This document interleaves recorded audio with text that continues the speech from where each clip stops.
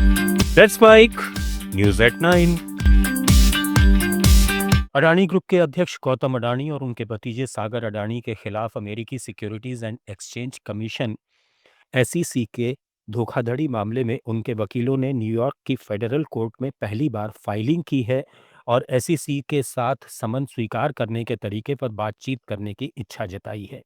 अमेरिकी law firm Sullivan and Cromwell LMP की ओर से जज को लिखे पत्र में कहा गया है कि दोनों पक्ष समन की सर्विस पर समझौते की चर्चा कर रहे हैं, इसलिए कोर्ट से अनुरोध है कि अभी कोई फैसला नहीं सुनाया जाए और बातचीत का मौका दिया जाए। ये कदम ऐसे समय में आया है जब एसईसी ने हाल में कोर्ट से ईमेल और अडानी के अमेरिकी वकीलों के जरिए समन भेजने की अनुमति मांगी थी, क्योंकि भारतीय कानून मंत्रालय ने 2 बार समन देने से इनकार कर दिया था।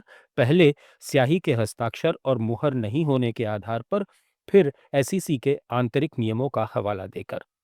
मामला नवंबर 2024 का है, जब एसईसी ने गौतम और सागर पर $750 मिलियन के बॉन्ड इशू में धोखाधड़ी और $265 मिलियन की रिश्वत योजना का आरोप लगाया था, जिससे अमेरिकी निवेशकों से बड़ी रकम जुटाई गई। अडानी ग्रुप ने इन आरोपों को बेबुनियाद बताया है और कहा है कि वो सभी कानूनी रास्तों से बचाव करेंगे। इस खबर के बाद अडानी ग्रुप की कंपनियों के शेयरों में भारी गिरावट आई। भारत और यूरोपीय संघ के बीच मुक्त व्यापार समझौते को अमेरिकी राष्ट्रपति डोनाल्ड ट्रंप के लगाए टैरिफ का एक मजबूत जवाब माना जा रहा है। यूरोपीय कमीशन की अध्यक्ष उर्सुला वॉन डेर लेयन और यूरोपीय काउंसिल के अध्यक्ष एंटोनियो कोस्टा 26 जनवरी को भारत के गणतंत्र दिवस पर मुख्य अतिथि होंगे और 27 जनवरी को दिल्ली में भारत ईयू शिखर सम्मेलन में ये समझौता अंतिम रूप ले सकता है। इसे दोनों तरफ से मदर ऑफ ऑल डील्स कहा जा रहा है। ट्रंप ने भारत पर 50% तक टैरिफ बढ़ाए हैं, खासकर रूसी तेल खरीद को लेकर, जिससे भारतीय निर्यातकों को झटका लगा है। ऐसे में ये समझौता भारत को यूरोप के बाजार में बेहतर पहुंच देगा, जहां टैरिफ घटेंगे और कपड़ा, दवाएं, इस्पात, पेट्रोलियम जैसे निर्यात को फायदा होगा। ये भारत का पिछले 4 साल में 9वां एफटीए होगा।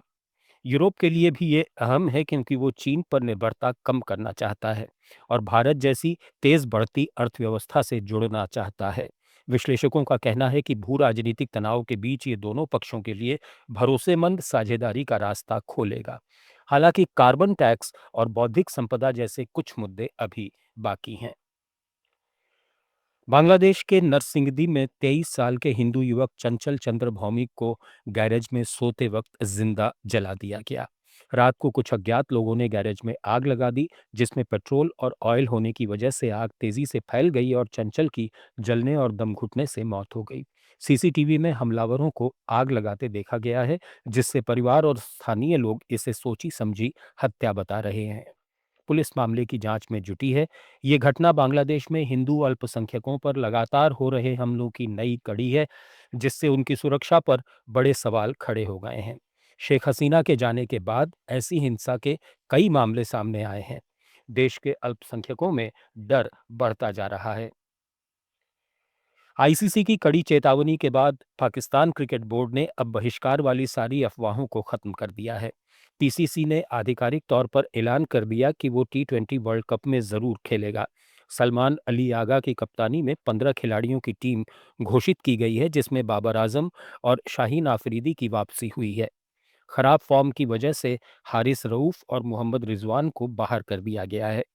टीम में अबरार अहमद, फ़खर जमान, नसीम शाह, शादाब खान जैसे बड़े नाम हैं और कुछ नए चेहरे जैसे ख्वाजा मोहम्मद नफ़े और उस्मान तारिक को भी मौका मिला है।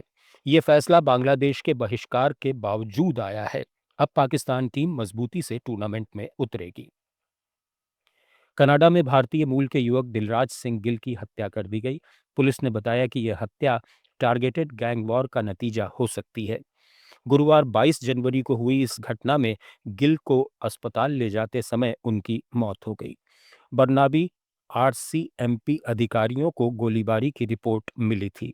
घटनास्थल पर पहुंचने पर उन्हें गिल गंभीर रूप से घायल मिले। पुलिस ने कहा कि उनकी जान बचाने की कोशिश की गई, लेकिन वे नहीं बचे। न्यूज़ एट 9 में फिलहाल इतना ही। बने रहिए लेट्स माइक के साथ।